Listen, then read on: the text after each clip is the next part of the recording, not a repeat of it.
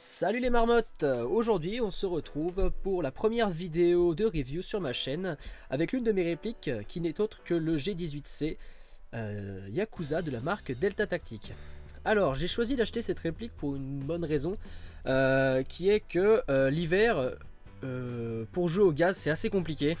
N'ayant pas de réplique CO2, je me suis dit de m'investir dans une réplique AEP pourrait être très intéressant. Il y a aussi la marque Sima qui est populaire pour CG18, mais cette réplique a certains avantages que je vais vous expliquer au fur et à mesure. Alors, dans la boîte, on a comme dans chaque boîte de réplique un petit manuel pour le Yakuza. Hop, donc le manuel classique, hein, rien de spécial. Ils ont même gardé les mêmes images que pour le Sima avec les batteries en INIMH qu'on plug et qu'on enlève pour changer de batterie. Hop. La particularité en plus de cette réplique, c'est que la batterie ne s'interchange pas. Nous avons donc un chargeur pour la lipo, car la réplique ici est en lipo. C'est un chargeur B3 Pro. C'est un très bon chargeur en plus. Hop. Un petit chargeur de 30 coups environ. Et la réplique. Alors au niveau de la finition, c'est quelque chose qui est très propre. Bon, un petit marquage avec un petit numéro. Hop. Le petit Yakuza. Et de l'autre côté, les deux katanas.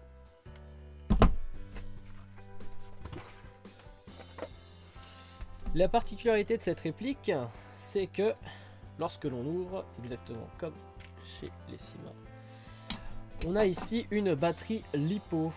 Alors la batterie LiPo, celle-ci, contrairement aux répliques Sima, ne peut pas se changer. Ou en tout cas, si on la change, on va être obligé de dessouder et de ressouder.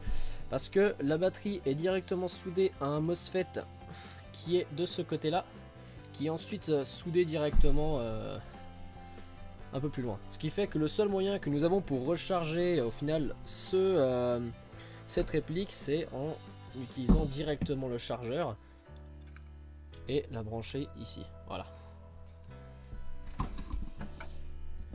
Sinon en dehors de ça, c'est très ressemblant au G18 de la marque Sima. Le hop-up ajustable ici. On va le refermer. Alors vous voyez voir, après on chope une technique pour pouvoir le refermer. On reste appuyé par là, hop, et quand on range, tac, et voilà. La sécurité qui est ici, comme sur les G18. Hop, attends, j'ai oublié. Là, voilà, c'est bon. Le mode semi et le mode auto. Le fait d'avoir un MOSFET directement intégré rend la réactivité du Glock très intéressante. Donc là on est en semi, bien sûr en full. Et moi je trouve que vraiment pour un AEP, on a quelque chose de très réactif. Hein. Voilà. Hop, le chargeur de 30 coups. De la même manière, vu que j'aime beaucoup jouer avec des AEP ou en tout cas avec des pistolets, j'en ai profité pour acheter deux chargeurs de 90 coups. Alors certains diront oh mais ça fait beaucoup de billes, ça te sert à rien et tout ça. Oui, mais quand on a décidé de se lancer dans une partie en CQB ou autre avec uniquement APA, c'est quand même assez pratique. Ce qui fait que avec les deux, on a donc un chargeur de 90 coups qui se met de cette manière là. Avec un deuxième chargeur, on retrouve donc avec 180 coups plus 30, ça nous fait vraiment un bon apport de billes dans le cas d'un CQB. Pour vous montrer un peu plus, on va passer au test Chrony. A tout de suite.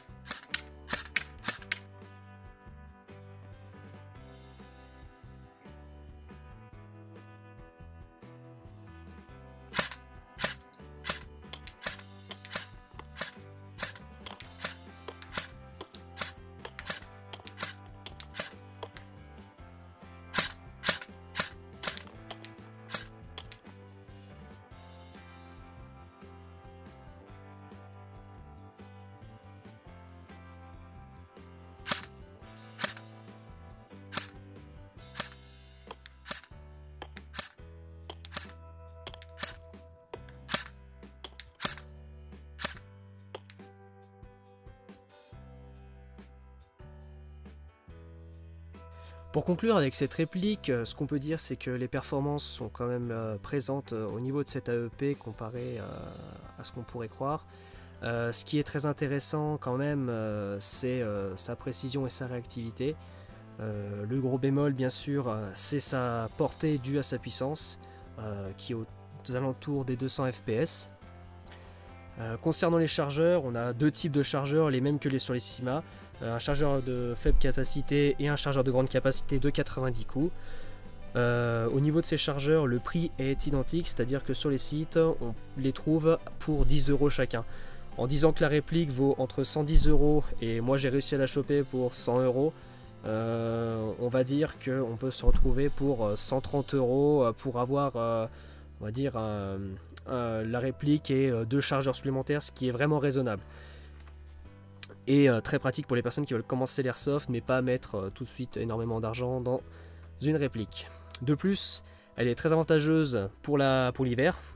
Les personnes qui ne veulent pas investir directement dans du gaz ou du CO2 peuvent se mettre directement sur cette AEP, étant donné qu'ils ne vont pas être impactés par le froid, à part la batterie qui va peut-être descendre plus vite avec la température, mais sinon les performances sont toujours présentes. Voilà. Et bien si vous avez aimé cette vidéo, n'hésitez pas à aimer et à commenter. Si vous avez besoin de plus d'informations au sujet de cette AEP, n'hésitez pas à le mettre en commentaire, je vous répondrai ou rajouterai un petit complément à ce sujet là. Voilà, sur ce les marmottes, à la prochaine.